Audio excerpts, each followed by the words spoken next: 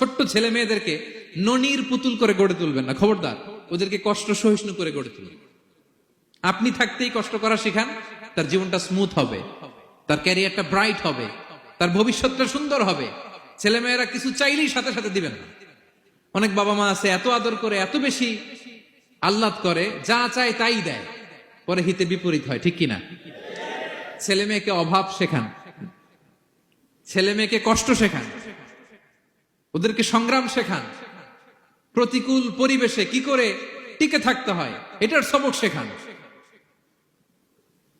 সেদিন লোকমান তাই করলেন, ছেলের সবর শিখাইলেন যে বাবা ধৈর্য ধারণ করো, আতঙ্কিত হবা না। জীবন এটা সহজ নয়, জীবন চলার পথ সহজ নয়, এটাকে সহজ করে নিতে হয়। কখনো সবর করে, কখনো ক্ষমা করে, কখনো অন্যকে ইগনোর করে, কখনো দোয়া করে, কখনো আল্লাহর উপর তাওয়াক্কুল করে, ঠিক কিনা? ছেলে মেয়েকে আদর করে বোঝাবেন, বাবা এখন তুমি বাবার হোটেলে খাও, মায়ের হোটেলে ঘুমাও। সারা জীবন এমন চলবে না, দুনিয়াটা বড্ড কঠিন, এখানে কেউ কাউরে জায়গা করে দেয় না, নিজের জায়গা নিজেরই করে নিতে হয়, ঠিক কিনা?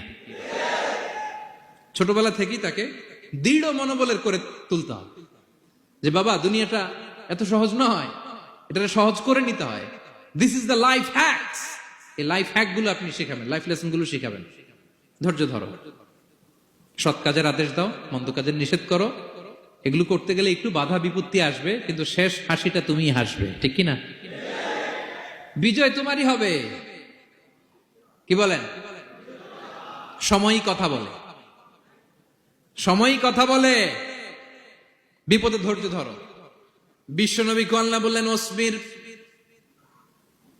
আলা মা ইয়াকুলুনা ওয়াহজুরহুম হাজরান জামিলা। নবী হে, বিপদে ধৈর্য হারা হবেন না। ভালো সময় সামনে আসছে, মক্কায় আপনারে কষ্ট দেয়, গণক বলে, জাদুকর বলে, পাগল বলে, মদিনাতে বিজয় আপনারই হবে, ঠিক কিনা? ছেলে মেয়ে যেন আশাবাদী হয়ে গড়ে ওঠে, হোপফুল, আতঙ্কিত যেন না হয়। কষ্ট শিখান, ধৈর্য শিখান।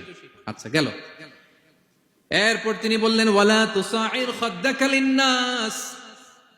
ও আমার কলিজার টুকরা সন্তান, ওয়ালা তুসাইর খাদ্দাকা লিন্নাস, অহংকার করে মানুষ থেকে মুখ ফিরিয়ে নিও না। ছেলেরে এবার সোশ্যাল বানানোর চেষ্টা করতেছেন, হ্যাঁ? ওয়ালা তুসাইর খাদ্দাকা লিন্নাস। দেখেন একটার পর একটা, প্রথমে স্রষ্টারে চিনাইলেন, তাই না? এরপরে স্রষ্টার ক্ষমতা সম্পর্কে শিখাইলেন, এরপরে আধ্যাত্মিকতা শিখাইলেন, এরপরে ইবাদত কি সেটা জানালেন, এরপরে তিনি সোশ্যাল এঙ্গেজমেন্ট কিভাবে করবেন, সোশ্যাল রিফর্ম কিভাবে করবেন শিখালেন।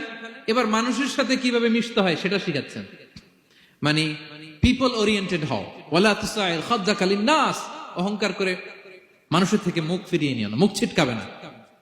মানুষকে সম্মান করো, মানুষের সাথে মেশো, বি পিপল ওরিয়েন্টেড। আমাদের অনেক ছেলে মেয়েরা মানুষের সাথে মিশতে পারে না। দোষ কার? বাবা মায়ের, শেখায় না।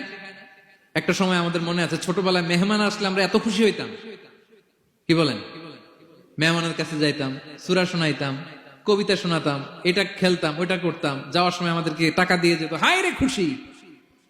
এখন দেখবেন টেনে হিসেবে মেহমানের সামনে আনা যায় না। এরকম আছে না নাই? অনেক ফ্যামিলিতে এরকম আছে যে তারা সারাদিন ডিভাইস নিয়ে, এই ডিভাইস আসক্তি এত মারাত্মক পর্যায়ে পৌঁছেছে যে তারা মানুষের সাথে মিশতে পারে না। এই পাবলিক ওরিয়েন্টেশনটা অনেকের নাই, পিপল ওরিয়েন্টেশন নাই। অনেক ছোট বাচ্চা, মেহমান আসছে, তুমি একটু আসো, সালাম দাও, বসো, আসতে চায় না, বসতে চায় না, কারণ ওরা শিখানো হয় না। সারাদিন দিয়ে রাখছে কি হাতে?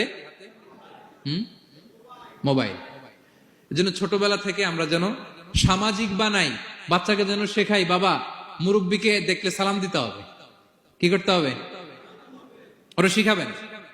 অনেক সময় ছোট বাচ্চারা না বুঝে দারোয়ানের সাথে খারাপ আচরণ করে, ঘরের কাজের বুয়ার সাথে খারাপ আচরণ করে, ড্রাইভারকে বকা দেয়, আছে না নাই? ভদ্রতা, ডিসেন্ট ম্যানার আপনি শিখান নাই তো, শিখবে কোত্থেকে?